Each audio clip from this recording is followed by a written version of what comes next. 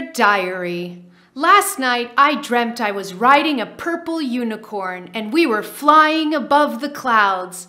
It was so wonderful and peaceful. Then suddenly my unicorn farted fairy dust all over the place and the whole sky was filled with a sparkly glitter. Why the heck would a unicorn fart fairy dust in a dream? What does that mean? Dreams can be so confusing. Dreams can be one of the best ways for us to receive clues and guidance in our lives. They can help us spot things that need to be addressed and healed. They can help uncover unconscious fears that we weren't aware of in everyday life. And they can help us make decisions that keep us more in line with our soul. But dreams can also be a little confusing and hard to interpret sometimes. That is, until you learn some tricks that I'm going to share in this video today. You're going to learn my top ground rules for working with and interpreting dreams. And then I'm going to share the 6 primary types of dreams and how you can work with each one of them. Coming up.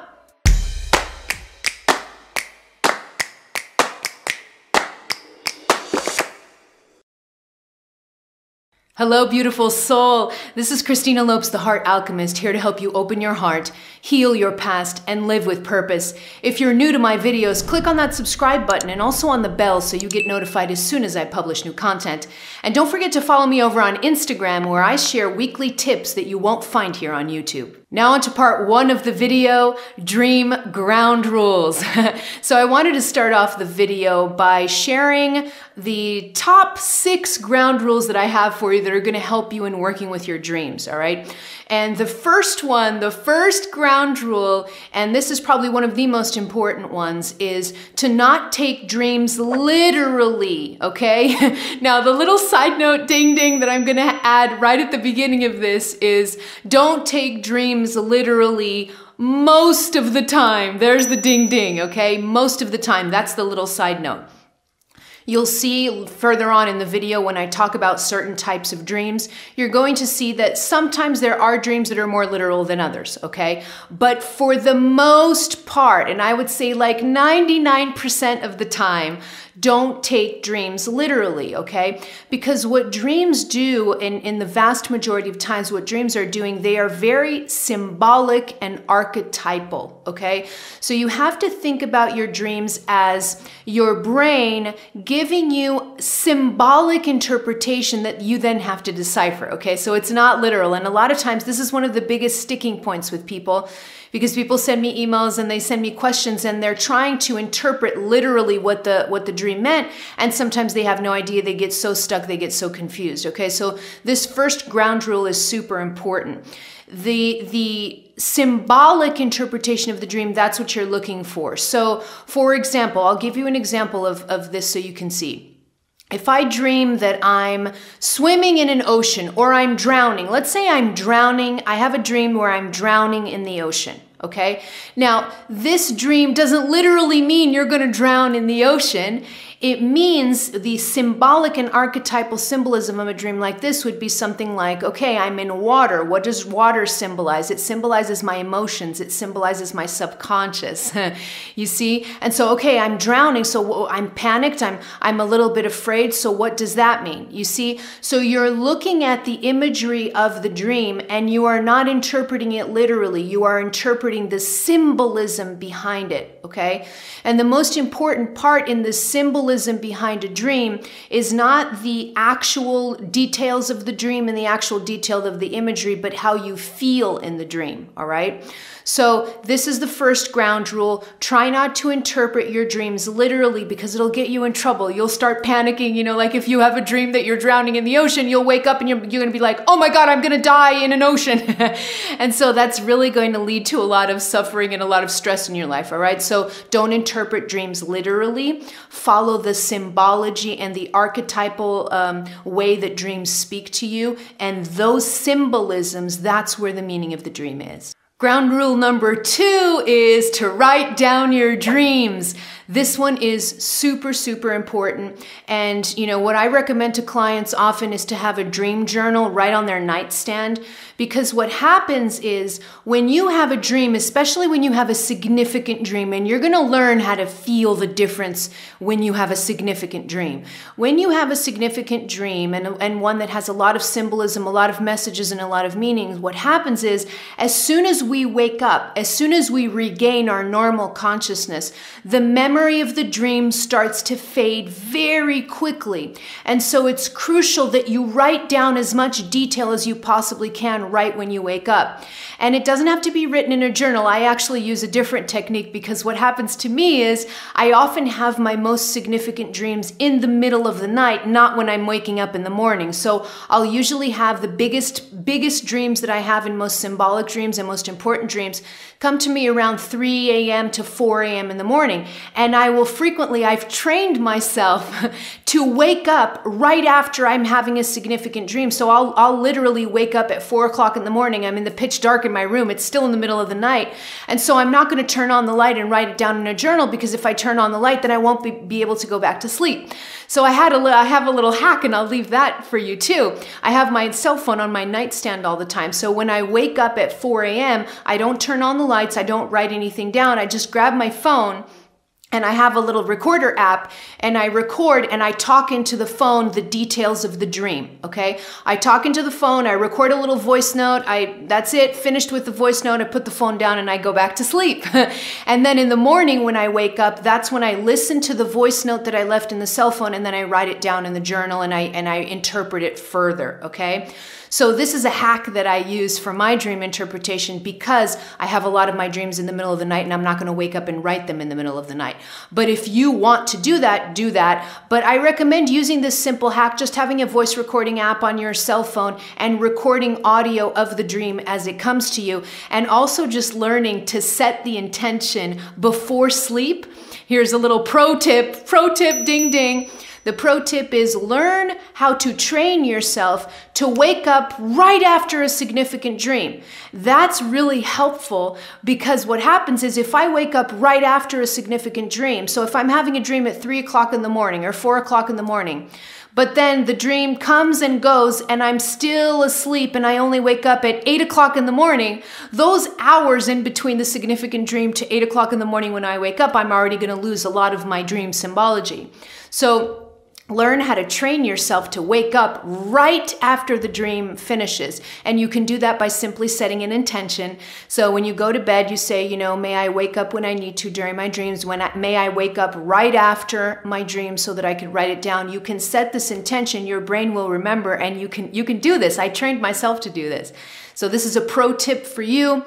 Write the point, regardless of whether you record it or whether you write it down, it's important to write down dreams as soon as possible, because otherwise the memory of the dream will start fading very quickly after you wake up in the morning, and you'll lose it by midday probably, unless it's a significant dream.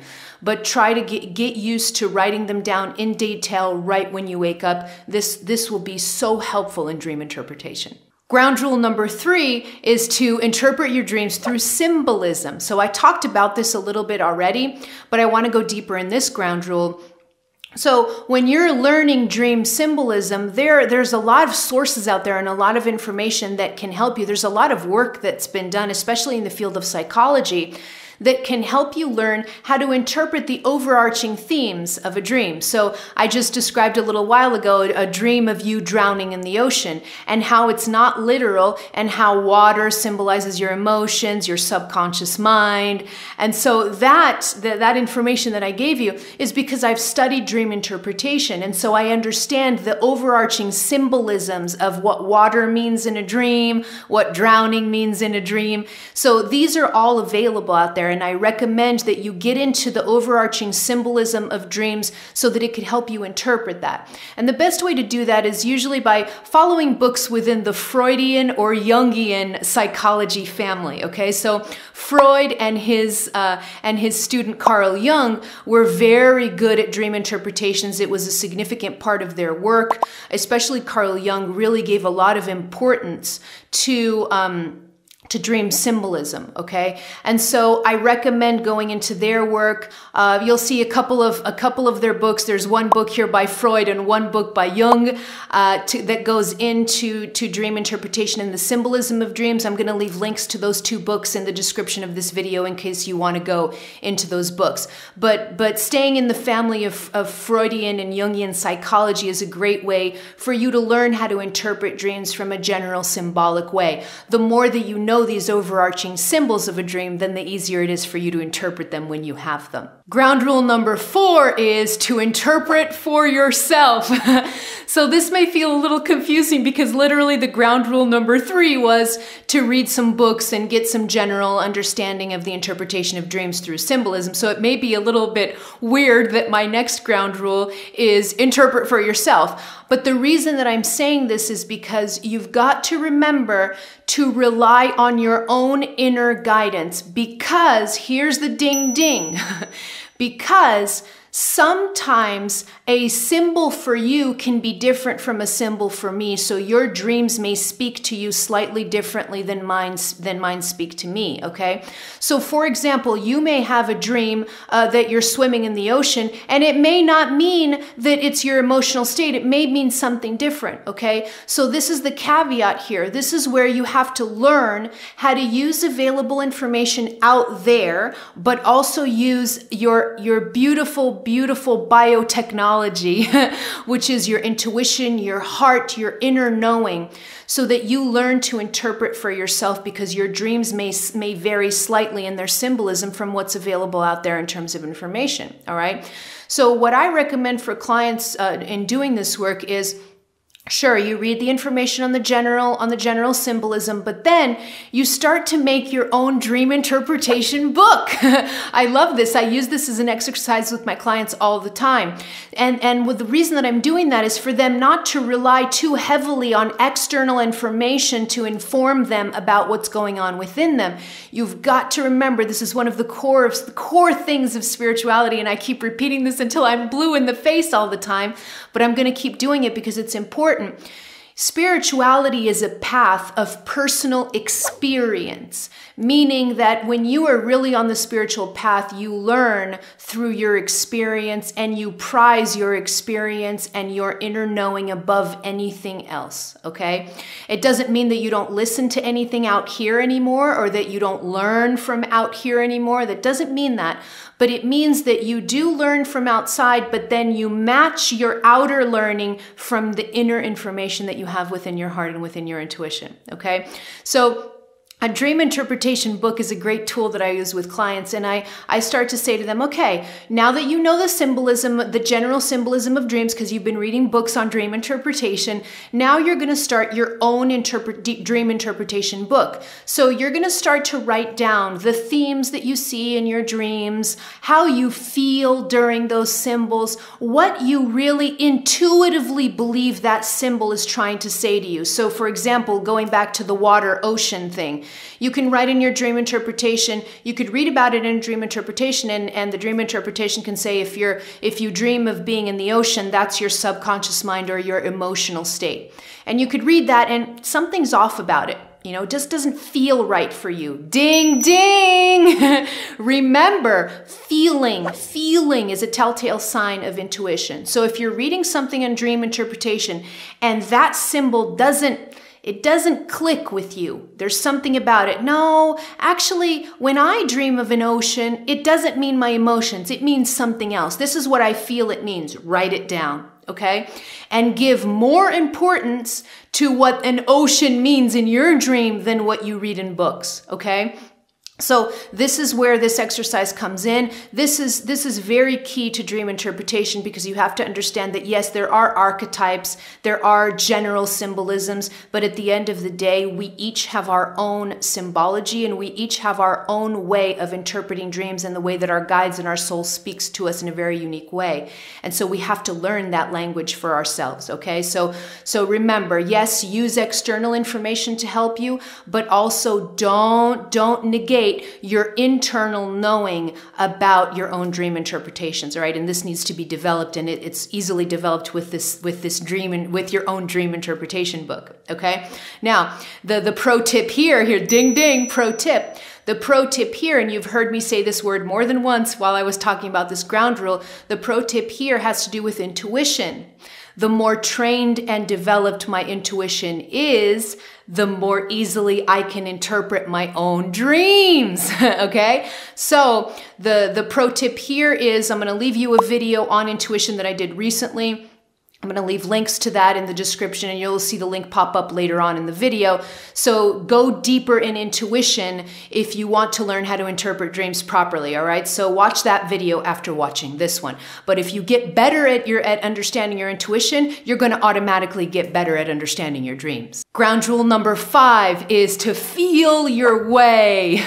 I already talked a little bit about this, but I want to go deeper because this is absolutely crucial in the interpretation of dreams. A lot of times what happens is people get stuck on the imagery of the dream because, again, we live in cultures and we're templated to give more importance to the mind and to imagery and to visualization and to all that stuff. We give more importance to the mind than we do to the heart and to feeling, all right? So sometimes people go insane because they want to interpret the dream just based on the imagery. But ding, ding, pro tip here. The most important part of a dream is not what you see, it's how you feel during the dream. This is the most important part of dream interpretation. Never lose sight of this. It's not what you see, it's how you feel during the dream. So I'll give you an example of this, okay? So let's say you dream of a really ugly, horrible looking demon, and the demon is right in front of you, and they want to kill you, and they want to harm you, and you have this demon in front of you, the ugliest thing you can ever think of, right? But you're standing in front of the demon, and you're just looking at him, and you don't feel fear at all. You don't feel fear at all. Pay attention to your emotional state. This horrible demon is in front of me, but I'm not afraid. Okay? What's more important in this dream? Is it the details of how ugly the demon is, or is it how you feel? It's how you feel. Okay, so the interpretation of this dream, the importance of it is there's something ugly standing in front of you, but you're not afraid. So if you were just to interpret the imagery of the dream, you would say this was a nightmare. This is horrible. It was just such an ugly demon, but really this is a positive dream. Can you see? It's a positive dream because I have this ugly demon in front of me, but I'm not afraid of it. That is a positive dream.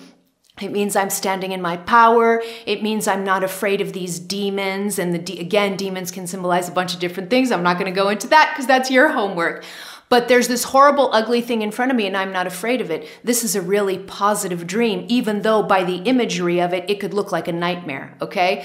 So go with how you feel, write down in detail how you feel during the dream, and make sure to give more importance to your feelings during the dream than to the imagery itself. Ground rule number 6 is to follow through. This is one of the places in which people get stuck a lot. I'm going to get into the types of dreams just in a little bit, but there are some dreams that you're going to learn later on in this video. There are some dreams that are dreams that come in for guidance. And so if they come in for guidance, then you're going to want to follow through with some sort of action, right? Because what's the purpose of your guides or your soul coming in to give you guidance and tips and advice on how to move forward, but then you don't take action? How is that going to help you? And so there are some dreams where following through with action is of utmost importance. And if you don't do it, your dreams are either just going to keep, you're going to keep repeating the same dream over and over again, or you're just going to feel stuck in life because your dream is coming through as major guidance for you and you're not listening and following through with action, okay? So one of the key tips and key ground rules, this last ground rule here, is to follow through with action on certain types of dreams, and we're going to go into that right now, okay? But don't be afraid to follow through with action when you feel that the dream is guiding you to take action. That's crucial. Don't just have a dream and then wake up and be like, oh, I'm going to totally forget what I just dreamt and I'm going to go about my life, okay? And this usually happens. We usually tend to want to do this when the dream is giving us guidance to do things that are hard, that we may not want to do, that we may be scared to do, okay? So it's understandable. Have compassion for yourself. But at the end of the day, when you know you are receiving guidance, a guidance type of dream, when you know you're receiving it, follow through with action, even if it's just one little step at a time, okay? Because it'll help you get on your soul path more quickly and follow the guidance and the advice of your dreams more quickly. Now to part 2 of the video, the types of dreams and how to work with them. So in my experience, I've come across and I work mostly with 6 primary types of dreams. And so I'm going to talk about those. I'm not saying that these are the only types of dreams that are out there. I'm just giving you these 6 types of dreams because they're the most common that I work with, and they're the ones that you need to understand most, okay? So 6 primary types of dreams, and then I'm going to share with you, how to work with each one of these types. The first major type of dream is what I call garbage pit dreams. So garbage pit dreams, I'm putting them here first because they're probably the most common type of dream that we have. Garbage pit dreams are it's literally your brain just rehashing and going through all of the things that it interpreted and it went throughout the day, okay? So garbage pit dreams is literally just a vomiting of recent thoughts and recent information that entered your brain, okay? It's probably the most common type of dream that we have them most often. And so this type of dream I want to get out of the way, because this is an important one, because then you won't drive yourself crazy trying to interpret these dreams because there's no way to interpret them, all right? They don't make any sense, okay? So there are 2 ways for you to spot a garbage pit dream right away and very easily. The first way is that it has no meaning, really. The dream is it has no meaning, no storyline. It's just garbage, basically. It is literally garbage and you can feel it, okay? So that's one way. The second way to catch a garbage pit dream real quick is because the imagery of the dream will have images of things that you went through recently, okay?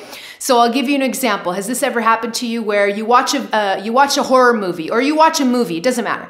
You watch a movie, you're eating some popcorn, you watch a movie, and then you go to bed right after. And then you have a dream of what? So you're watching a movie and it's about monsters, and what are you gonna dream of? Monsters chasing you and all these different things. But you see, you're having that dream because you watched a movie, okay? So this is garbage pit dreams. This is the second way to catch it, is that the images that you see in the dreams are just something that you either watched a movie recently or something you went throughout the day. And so that's how you catch that your brain is just rehashing and vomiting up, all these things. So what to do with a garbage pit dream? You do nothing. You do absolutely nothing because there's no meaning to it. It's literally just your brain turning in on itself, vomiting up different contents and doing its thing. It's just garbage. So there's what to do with this dream? Absolutely nothing. Okay, just let it go. You don't even have to write it down. You'll get used to knowing when it's a garbage pit dream, and you won't even write it down because there's no purpose of writing it down because it's not a meaningful dream. So you just go about your day and you just leave it at that, okay? So there's nothing to do when it comes to garbage pit dreams. The second major type of dreams are healing dreams, okay? These are super important and they have a lot of meaning in your life, okay? So healing dreams, this is when your unconscious mind brings up in your dream state, it brings up things that are repressed and that need healing in you and that you are unaware of in your regular waking hours, okay? So this is a really important dream. Do not let this one go, because if you let this one go, you're going to be foregoing opportunities to heal yourself very quickly, okay? So I'll give you an example of a healing dream. Let's say that you're dreaming that you're running away from something. Something's chasing you. Maybe you don't even know what the heck is chasing you, but you're running through the woods in the darkness and you're just running, and you're in a state of panic. You're running away. You're afraid for your life, okay? There's a dream, all right? So you wake up, you write this down, you write down how you feel. So how do you feel? Oh my God, I was panicked. I thought something was going to kill me. me. I was just running away and running away. That's how I felt. I felt panicked, okay? So you write down the imagery, you write down the feelings that you had during that dream. And now you start to understand what that dream was trying to show you. What was my subconscious mind bringing up for me to see and understand? Well, I was running away from something. I didn't even know what the hell I was running away from. So point one, this dream was showing me that I felt powerless, right? Because if I'm not afraid of something, like the example that I gave a little while ago of you standing in front of a demon, and the demon's this ugly, horrible thing that says he's going to kill you, but you just stand in front of him and you're not afraid. Well, why is it that in this dream you're running away and you don't even know what you're running away from, okay? So what your subconscious mind is trying to say to you is that you feel powerless in your life. That's why you keep running away. The whole dream was just you running away from God knows what. You feel powerless. You feel a lot of fear in your life. You don't feel like you can create the life of your dreams because you're just constantly running away from boogeymen or from things that you're afraid of. Okay, so here's just this is just a little bit of an interpretation of that dream, you see? So then you write that down. Okay, wow, I felt powerless in the dream. I was just constantly running away. I didn't stand my ground. I didn't stop and turn around and say, hey, I'm not moving from here. I'm not afraid of you. You see, so what is that showing? Well, powerlessness, what is that? Third chakra issue. It's my personal power. So there's a weakness in the third chakra. I'm running away a lot. I don't feel secure. I don't feel safe. What's that? First chakra issue, because the first chakra is the chakra of safety and survival and security. You see, so this is one way for you to go from the dream interpretation into the actual healing that it was asking of you. So then to heal, you would go into first chakra stuff. You'd work on first chakra, then third chakra. You see, so this is just a common little example of what to do with healing dreams, okay, and how healing dreams sometimes present themselves to you. You will feel when it's a healing dream. And again, I keep repeating this, but it's so important. I'm giving you a lot of information on how to interpret your dreams, but at the end of the day, a lot of the differences between these 6 types of dreams that I'm sharing with you, a lot of times the difference between them, you'll know the difference by a feeling, a sensation that you have in your body. So I can't explain to you what that sensation is. You have to feel it for yourself. So I'm giving you this information, but then you're going to have to work on it through feeling, okay, and gain experience in that, all right? So what do you do with a healing dream? Exactly what I just said. You look at the symbolism, you look at how you were feeling, and then you associate those feelings, those emotions, and that imagery with different energy levels in your body is a great way for you to heal, okay? And this is just this type of dream, this dream that I just talked to you about. If, for example, you have a dream of a deceased, departed person, maybe a parent, that you had a horrible argument with and you were never able to have a conversation on forgiveness or whatever, and you keep having this dream with that person where you're not forgiving them, where you're screaming at them or whatever. I'm making these things up just to give you a different variety of healing dreams so that you can see. So if you have this dream that you're screaming at a loved one and you're not forgiving them, when you wake up, what do you think that dream is saying to you? There's still healing work to do with this person, even if they're departed, even if they've departed their body, you can still do the healing work because a person doesn't need to be in a body to do healing work, okay? So this is another example of a different healing dream that can show up. The bottom line is, when a healing dream shows up, please follow through with actual healing. Don't just ignore it and move on, because your subconscious mind will be like, oh my God, I'm trying to tell this person to heal this, to address this, and they're not listening to me, okay? So when you do decipher a healing dream, please do the work afterwards to actually heal the issue that the dream is bringing up for you. The third type of dream is a guidance dream, okay? So in this type of dream, what's happening is your soul, maybe your angels, maybe some spirit guides, maybe the universe There are different aspects of your spiritual self that may come through to give you guidance on next steps, on what step you should take next, what decision you should make, okay? This is another really important type of dream, this guidance dream. So it's a little bit different from the healing dream in the sense that you're not being asked to heal anything, you're being shown what steps to take next, okay? So this is called a guidance dream. Again, just like I'm going to keep repeating myself, you're going to have to feel when it's a guidance dream. You're going to have to learn how to feel the difference between all of these different types of dreams. So what do you do when you receive a guidance dream? So let me give you an example. Before I tell you what to do, let me give you an example because I've been giving examples of different types of dreams. So in a guidance dream, let's say you are sitting on a beach and you're just hanging out, and then suddenly from across the beach, this beautiful being that looks like an angel, this just light being comes to you and sits next to you and talks to you.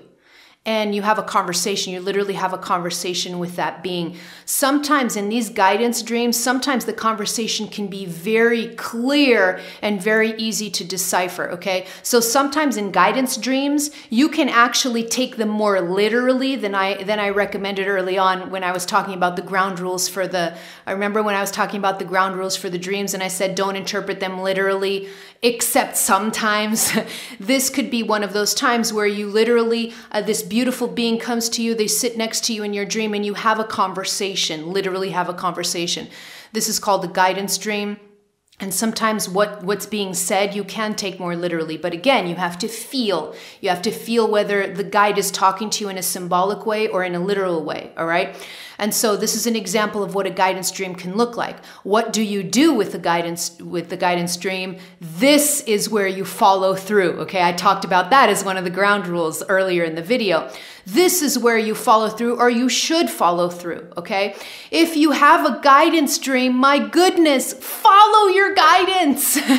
Don't just sit on your butt and not do anything. Now, you don't have to follow your guidance immediately the next day when you wake up. You don't have to do it immediately, but keep in the back of your mind that you've just received a guidance dream. Write it down and start to think about what the next steps are, what are being asked of you as next steps, and what you should do next in your life, all right? So at least start pondering it and moving slowly in the direction of what the guidance is showing you, all right? So this is the guidance dream. Dream type number 4 is prescient dreams, okay? Prescient dreams are dreams that you have that seem to foretell a possible future, okay? And so this is literally your consciousness tapping into a possible future timeline, all right? Now, I'm going to emphasize a word here, ding, ding. The operating word here is possible, okay?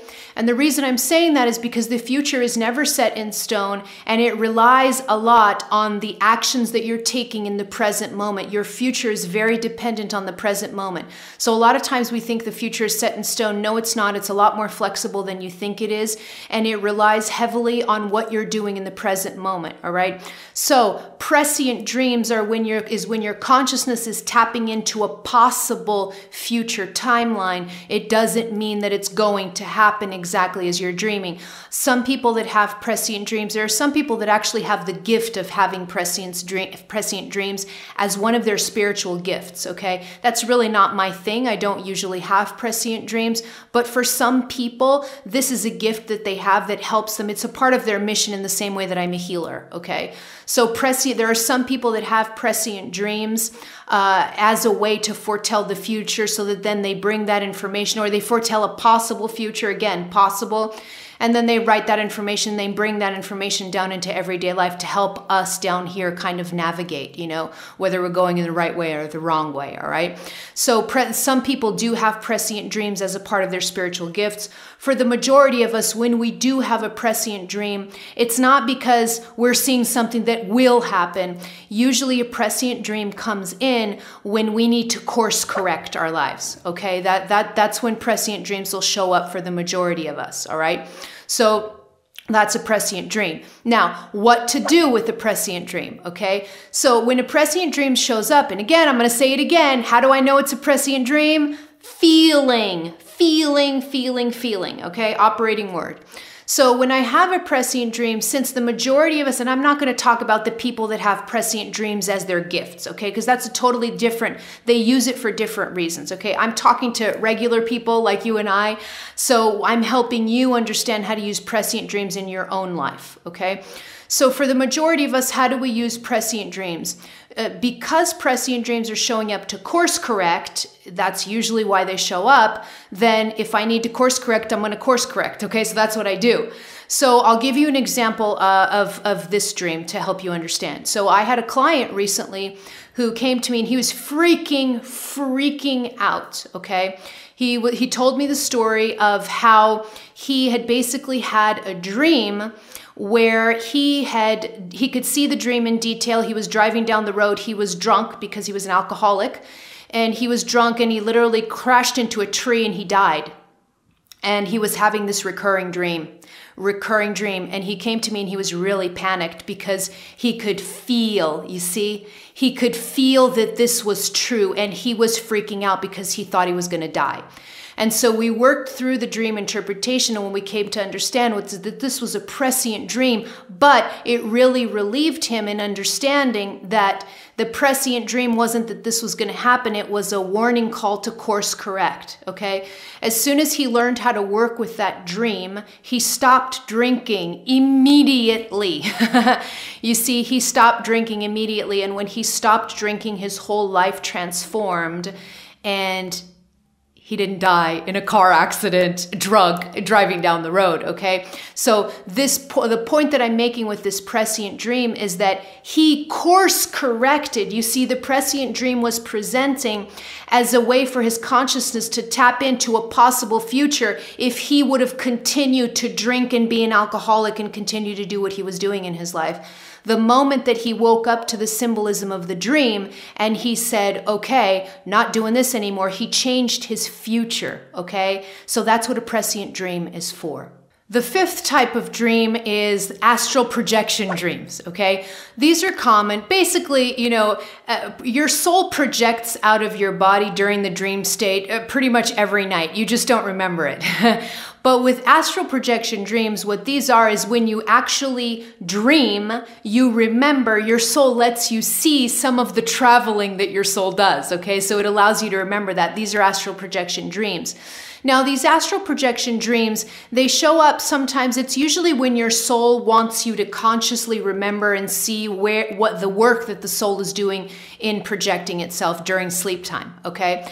But the soul can also want you to see this astral projection dream as a way to showing you that you're receiving an upgrade in the night while you're sleeping, okay? So astral projection dreams, sometimes they don't make a lot of sense, but they're not garbage pit dreams, okay? So even though sometimes they don't make a lot of sense because they can have imagery where you're like flying in the stars or you're flying in the middle of nowhere, literally. So astral projection dreams can sometimes be very galactic or very filled with stars and all kinds of things, all right? And so sometimes it could feel like it doesn't have a lot of meaning, but it feels differently than the garbage pit dreams. It's not the same, okay? There's a different feeling to it, and you will feel the difference. You'll learn how to work with these dreams. So what do you do with an astral projection dream? Well, it depends. If you feel like during the dream your soul was trying to show you something, then again, you follow through with action.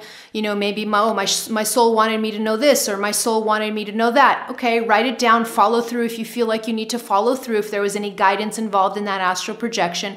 Or your soul may just want you to be conscious that you're receiving an energy upgrade, all right? And I've talked about this before. I talked about it in my synchronicity video. So I did a video on synchronicity. You'll see a link to that video pop up at the end of this one if you want to go into synchronicities. And in that video about synchronicities, I talked about how it's important for us sometimes some of the synchronicities that we receive are actually energy upgrades.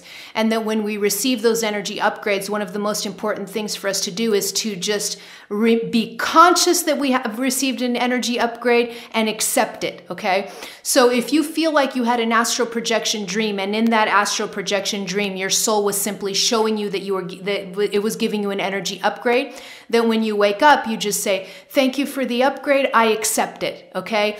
Because that free will that knowing acceptance of something, that conscious awareness of something makes the upgrade go faster, okay?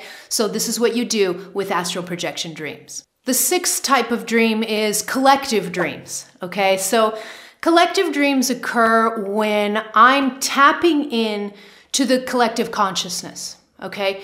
And what you have to remember about collective consciousness is that we basically have this kind of super brain above our little brains, okay? So there's this collective super brain where all of our thoughts go, all of us, all 7 billion people on this planet who have separate brains, all of our thoughts, they are energy, and energy can never be destroyed. So what happens to our thoughts is they sort of float into this collective consciousness. That's what's called collective consciousness, all right? During collective dreams, what's happening is I'm tapping into that collective consciousness and into the contents of the collective consciousness. Now, depending on what collective consciousness I tap into, it's going to determine how I feel, okay? Collective consciousness dreams sometimes don't make a lot of sense, or sometimes they feel really yucky. Because if I'm tapping into collective consciousness where people are feeling fear, like for example, imagine having a collective consciousness dream right now in the middle of a pandemic when people are feeling afraid, they're losing their jobs, they're stressed out. So the contents of the collective consciousness are really fear-based right now. So if you have a dream and you tap into collective consciousness, you can start to feel all this yuckiness that's present in the collective consciousness, especially when we're going through a crisis on the planet, all right? So collective consciousness dreams, they may not make a lot of sense except that you feel gross when you wake up if you're tapping in to the density of the collective consciousness, okay? So these are collective consciousness dreams. You can feel drained or you can feel invigorated, again, depending on what you tap into in that collective. There's collective consciousness. There are positive parts of the collective consciousness too, which is love and compassion. It's just that sometimes the denser emotions overtake the collective consciousness, and so that's what you can tap into more often. So when you wake up, what do you do with a collective consciousness dream? Well, it depends. If you tap into the good parts of collective consciousness and you're just tapping into love and unity consciousness and all of those good feeling things, there's nothing for you to do. You wake up and you go about your day. But here's the ding ding.